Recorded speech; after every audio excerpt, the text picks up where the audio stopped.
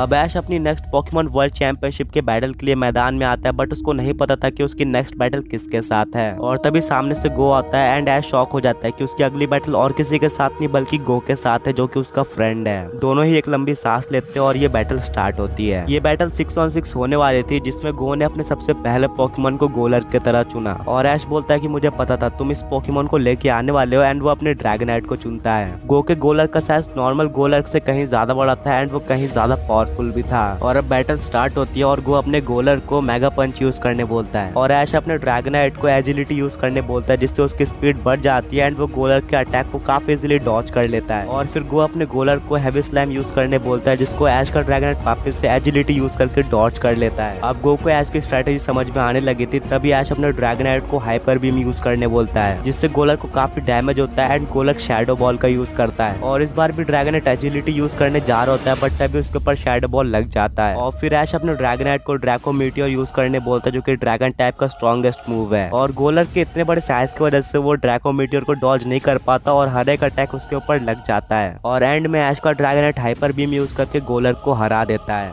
अब गो अपने गोलर को वापस बुला के एरोडैक्टाइल को भेजता है, जिसकी स्पीड ड्रैगनाइट के बराबर थी। और ये एक एरियल बैटल थी, दोनों ही पोकेमॉन काफी फास्ट थे और एक दूसरे को काफी अच्छी टक्कर दे रहे थे। और ये बैटल काफी लंबी चलती है एंड दोनों इक्वल थे। तभी दोनों ट्रेनर एक साथ अपने पोकेमॉन को अटैक करने बोलते हैं। गो अपने एरोडैक्टाइल को गीगा इम्पैक्ट करने बोलता है, वहीं पे ऐश अपने ड्रैगनाइट को ड्रैगन रश यूज करने बोलता है। दोनों ही फिजिकल अटैक थे, तो वो दोनों एक दूसरे से जाके टकरा जाते हैं। और फिर देखने को मिलता है कि दोनों ही पोकेमॉन हार चुके हैं, यानी कि टाई हो गया है। और फिर दोनों अपने अपने पोकेमॉन को वापस बुलाते हैं एंड ऐश बोलता है कि जिस काम के लिए मैंने तुमको भेजा था वो तुमने कर दिया। और फिर ऐश बोलता है स्नोरलैक्स अब तुम्हारी पारी, और अपने स्नोरलैक्स को भेजता है। गो थोड़ा दिमाग लगाता है और एक स्माइल देके अपने सीजोर को भेजता है। सबसे पहले ऐश अपने स्नोरलैक्स को आइस पंच यूज करने बोलता है, बट गो का सीजोर उसको काफी इजीली डॉज कर लेता है। और फिर गो अपने सीजोर को क्विक अटैक यूज करने बोलता है। और सीजोर की स्पीड इतनी ज्यादा थी कि स्नोरलैक्स उसको देख ही नहीं पा रहा था। और फिर स्नोरलैक्स हाइपर बीम करता है, बट गो अपने सीजोर को डबल टीम यूज करने बोलता है। और स्नोरलैक्स की हाइपर बीम फेक सीजोर पे लग जाती है, जिससे सीजोर को डैमेज नहीं होता। और फिर गो अपने सीजोर को स्नोरलैक्स पे एक्स सीजर यूज करने बोलता है, जो कि उसको लग जाता है। और इसी के साथ स्नोरलैक्स बहुत ज्यादा वीक हो चुका था, पर तभी गो अपने सीजोर को एजिलिटी यूज करने के बाद एयर स्लैश यूज करने बोलता है। और इस बार उसकी स्पीड और भी ज्यादा बढ़ चुकी थी एंड वो इजीली स्नोरलैक्स को टेक डाउन कर देता है, यानी कि हरा देता है। और फिर गो बोलता है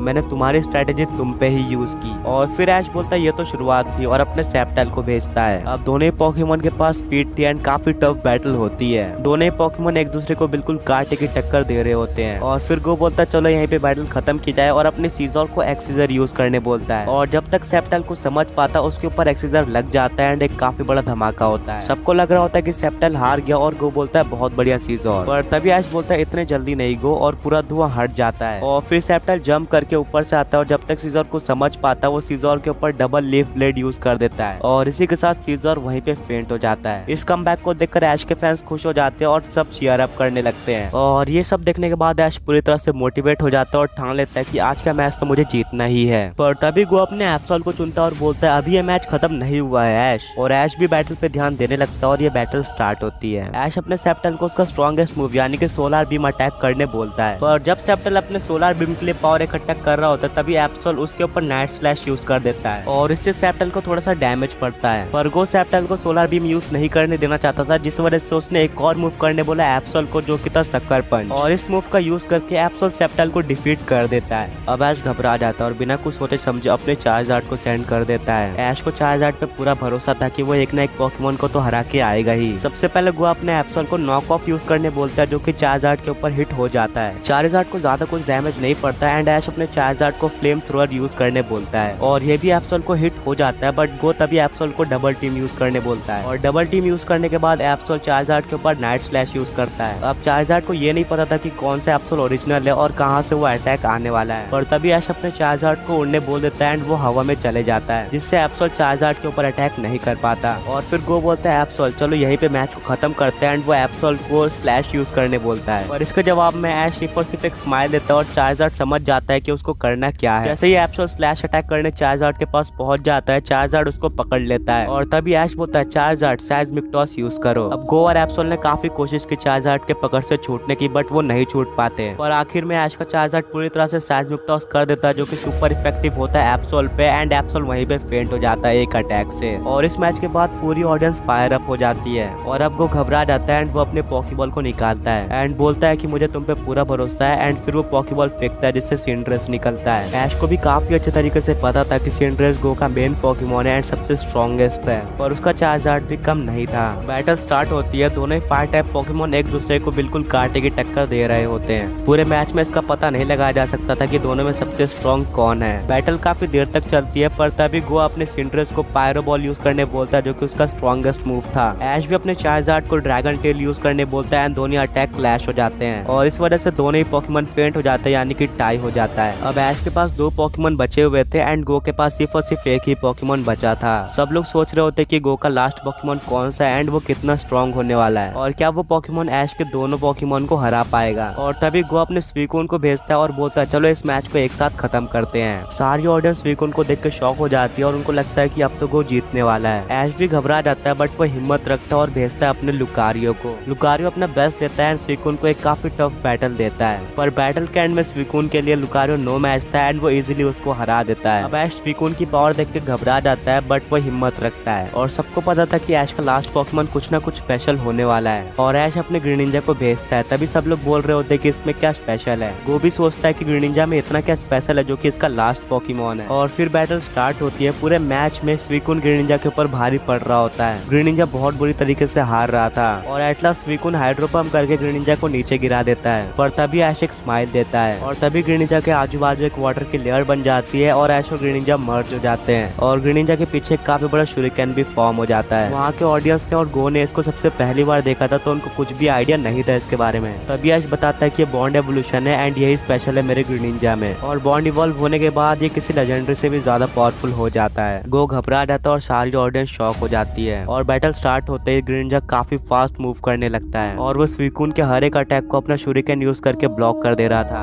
पर स्वीकून भी कम नहीं था। गो और स्वीकून के टैक्टिक काफी अच्छे थे एंड दोनों एक दूसरे को काफी अच्छी टक्कर दे रहे थे। ये बैटल अब तक की बेस्ट बैटल थी एंड ऐसा कहा नहीं जा सकता था कि कौन जीत रहा है। और तभी गो अपने स्वीकून को शेयर गोल्ड यूज करने बोल देता है, जो कि एक 1 हिट नॉकआउट मूव था। इसको सुनकर ऐश घबरा जाता है एंड वो भी अपने ग्रीनिंजा को अपना स्ट्रॉन्गेस्ट मूव यानी कि जायगेंटिक वाटर शूरिकेन यूज करने बोलता है और इन दोनों मूव के लगने के बाद एक काफी बड़ा धमाका होता है। ऐश काफी ज्यादा घबराया हुआ होता है क्योंकि उसको पता था कि शेयर गोल्ड एक 1 हिट नॉकआउट मूव है और अगर वो ग्रीनिंजा पे लग गया तो डेफिनेटली ग्रीनिंजा हार जाएगा। और सभी लोग फॉग के हटने का वेट कर रहे थे और तभी फॉग हट जाती है और देखने को मिलता है कि स्वीकून अभी तक खड़ा हुआ है और शेयर गोल्ड की वजह से पूरा मैदान बर्फ से ढका हुआ था। और तभी गो को लगता है कि वो जीत चुका है एंड वो एक स्माइल देता है, पर तभी ऊपर से एक आवाज आती है और देखने को मिलता है कि ग्रीनिंजा अपने शूरिकेन का यूज करके ऊपर फ्लोट कर रहा है और उस आइस का उसके ऊपर इफेक्ट ही नहीं हुआ है एंड स्वीकून गिर जाता है, जिससे ये बैटल ऐश जीत जाता है एंड वो रैंक अप हो जाता है पॉकीमोन वर्ल्ड चैंपियनशिप में। ऐश और गो हाथ मिलाते हैं और वादा करते हैं कि हम दोबारा कभी बैटल करेंगे और इससे भी अच्छी टक्कर देंगे एक दूसरे को। ऐश बोलता है जरूर, पर उस बार मैं और भी ज्यादा पावरफुल हो चुका होऊंगा।